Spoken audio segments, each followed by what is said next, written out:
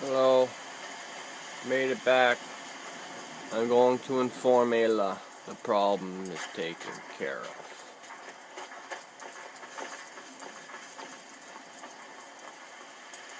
Bralia, do you ever deal with the Khajiit at all? I'm sure they would love to trade in your husband's steel. Come to chat with Nope. an old woman. Training.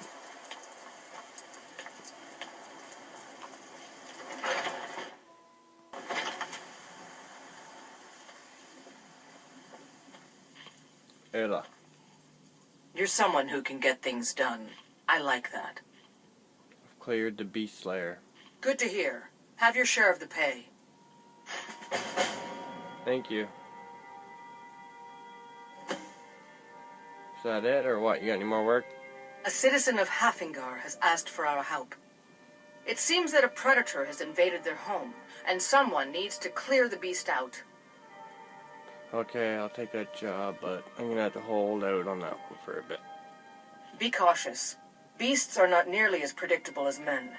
Give the thing a quick death. I'm gonna stay in the house for a bit, okay?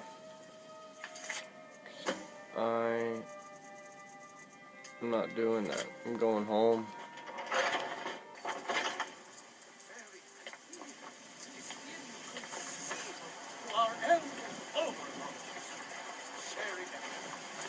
You're the best. Can you be my father? If we killed the dragon once, we can do it again. With your help. Are you still working at the Bannered Mare in the evenings? I work for Bellathor at the general goods store. I know you do. Well, take care. Bye for now. I work with my mother to sell fruits and vegetables. It's fun most days, but hard work. See ya.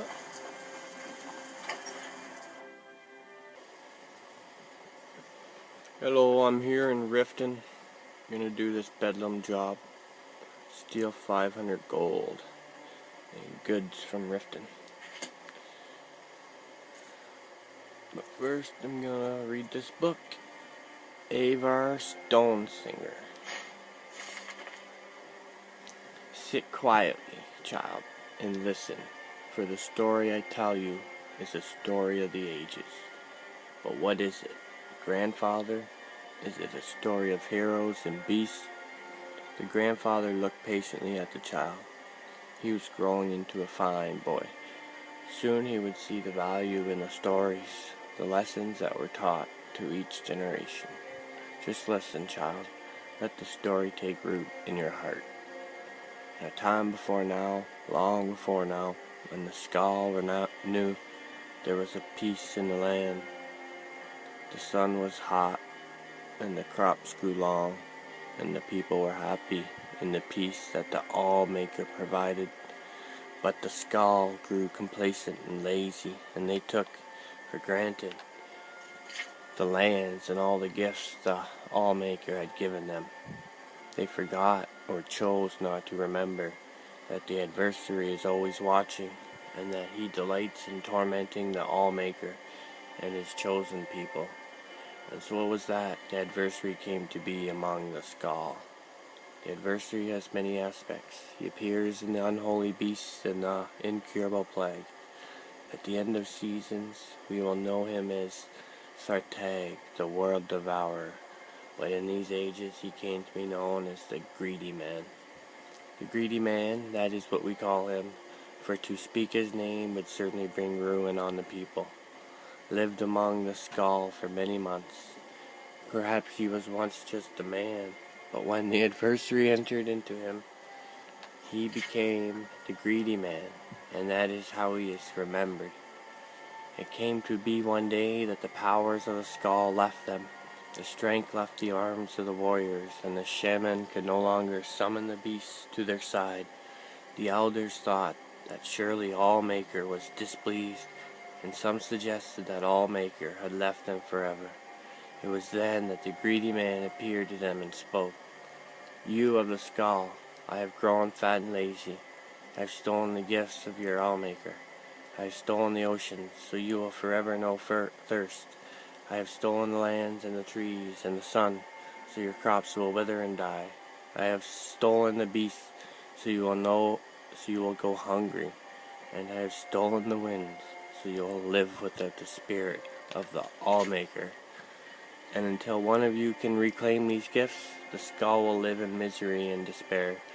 For I am the greedy man, and that is my nature. And the greedy man disappeared. The members of the skull spoke for many days and nights. They knew that one of them must retrieve the gifts of the Allmaker, but they could not decide who it should be.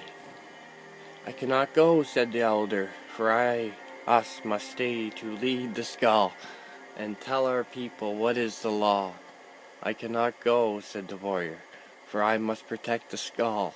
My sword will be needed in case the greedy man reappears.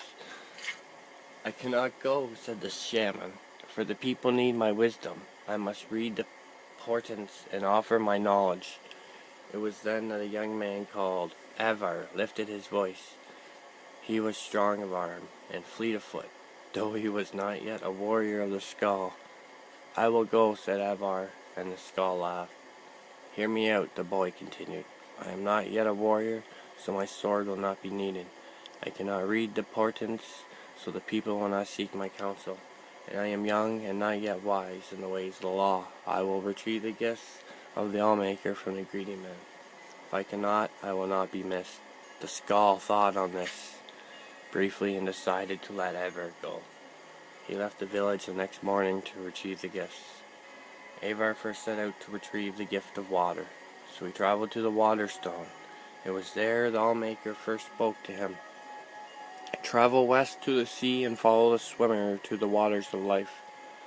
So Avar walked to the edge of the ocean, and there was the swimmer, a black worker, sent from Allmaker. The swimmer dove into the waters and swam very far, and far again. Avar was strong, though, and he swam hard. He followed the swimmer to a cave, swimming deeper and deeper, his lungs burning, his limbs exhausted. At last he found a pocket of air, and there in the dark he found the waters of life. Gathering his strength, he took the waters and swam back to the shore. Upon returning to the water stone, the Allmaker spoke. You have returned the gift of water to the skull.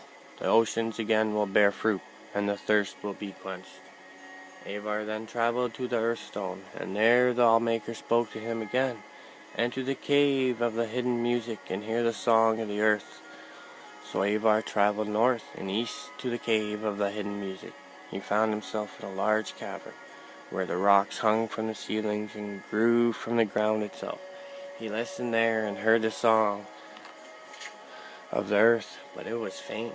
Grabbing up his mace, he struck the rocks of the floor in time with the song, and the song grew louder until it filled the cavern in his heart, and he returned to their stone. The gift of the earth is with the skull again, said the Allmaker. The lands are rich again and will bear life. Avar was tired as the sun burned him. The trees offered no shade, and there was no wind to cool him. Still he traveled on to the beast's rock, and the Allmaker spoke. Find the good beast and ease his suffering. Avar traveled through the woods of the Sapphire for many hours until he heard the cries of a bear from over a hill. As he crested a hill, he saw the bear, a falmer's arrow piercing its neck. He checked the woods for the falmer, for that is what they were, though some say they are not, and finding none approached the beast. He spoke soothing words and came upon it slowly, saying, Good beast, I mean you no harm. The Allmaker has sent me to ease your suffering. Hearing these words, the bear ceased his struggles and laid his head at Avar's feet. Avar grasped the arrow and pulled it from the bear's neck. Using a little nature magic he knew, Avar tended the wound, though it took the last bit of his strength. As the bear's wound closed, Avar slept. When he awoke, the bear stood over him, and the remains of a number of the falmer were strewn about. He knew that the good beast had protected him during the night. He traveled back to Beast Rock, the bear by his side, and the Allmaker spoke to him again. You have returned the gift of the beasts. Once again, the good beasts will feed the skull when they are hungry, clothe them when they are cold, and protect them in times of need. Avar's strength had returned, so he traveled on to the tree stone. Though the good beast did not follow him, when he arrived, the All-Father spoke to him. The first trees are gone and must be replanted. Find the seed and plant the first tree. Avar traveled again through the Hirstang forest, searching for the seeds of the first tree. But he could find none. Then he spoke to the tree spirits, the living trees.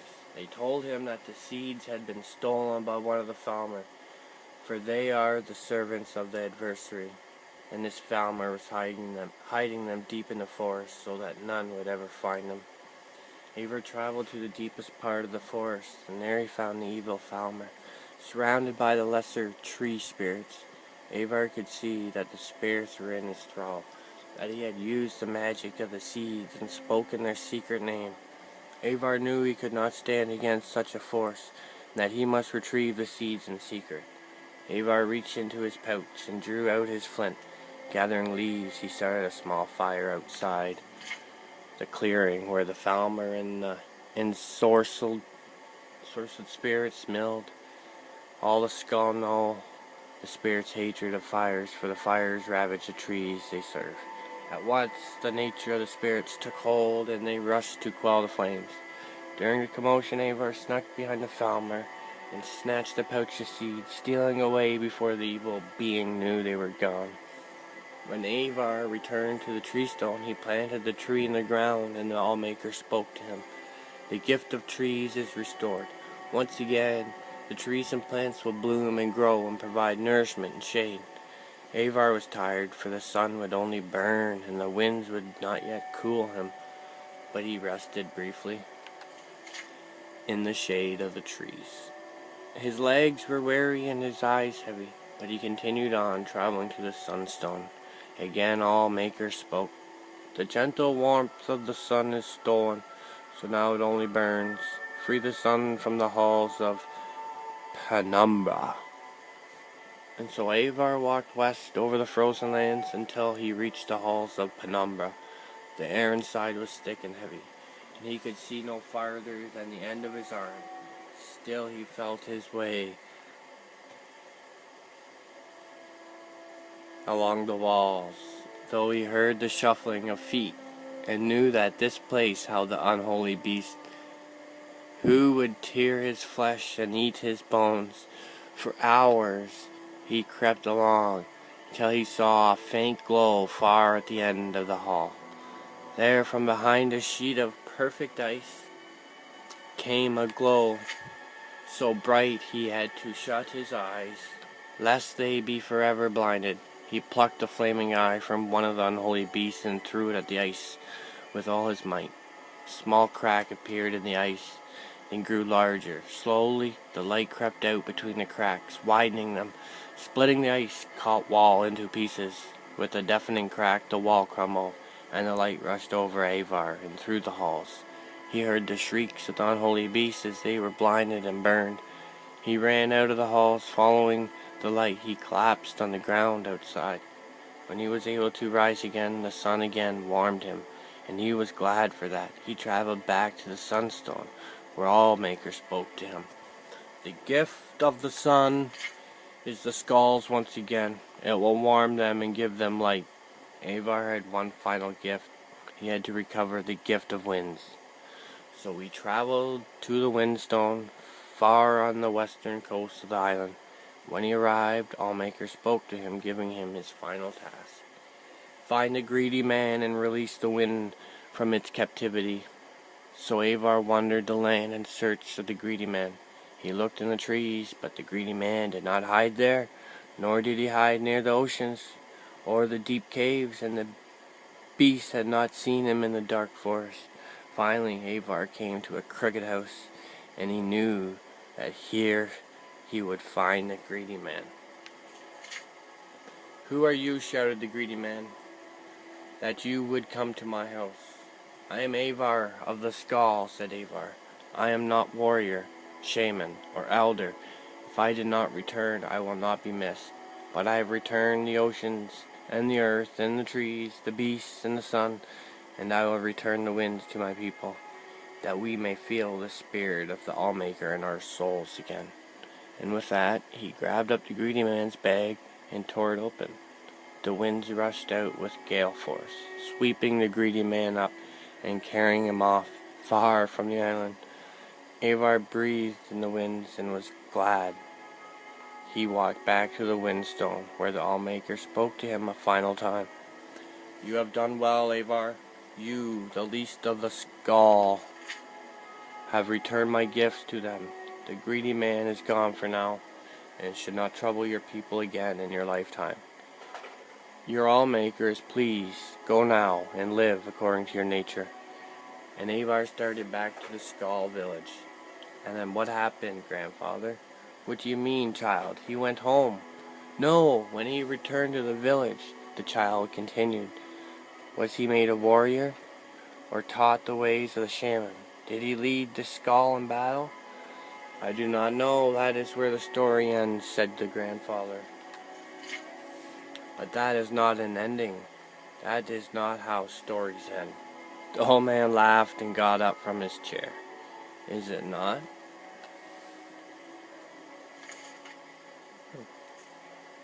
That's that. Time to steal some stuff.